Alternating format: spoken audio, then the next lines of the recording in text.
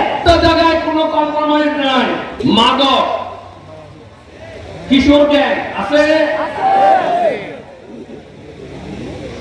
আগামী 1 মাসের মধ্যে আপনারা সবাই মিলে কিশোর গ্যাং এবং মাদক যারা ব্যবসার সাথে জড়িত তারা যেই হোক তাদেরকে ধরবেন।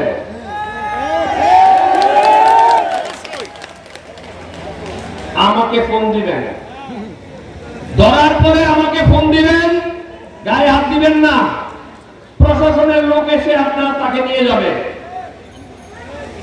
বাল্য বিবাহ, কেউ বাল্য বিবাহ করাতে পারবেন না। আপনাদের মা বোনদের কাছে অনুরোধ, আপনারা বাল্য বিবাহ করাবেন না। আপনারা কেউ মনে করবেন না যে আমার মেয়ে আমার জন্য বোঝা। তারা দেশের সম্পদ, লেখাপড়া করান, কোন সহযোগিতা লাগলে আমরা যারা বিএনপি আপনাদের কাছে আসছি, সারা বিএনপি আপনাদের কাছে থাকবে। কিন্তু তবুও কোন বাল্য বিবাহ আপনারা করাবেন না। এখানে যারা মুরব্বী আছেন আপনারা এই কথাটুকু মাথায় রাখবেন, কোন বাল্য বিবাহ যেন এখানে না হয়।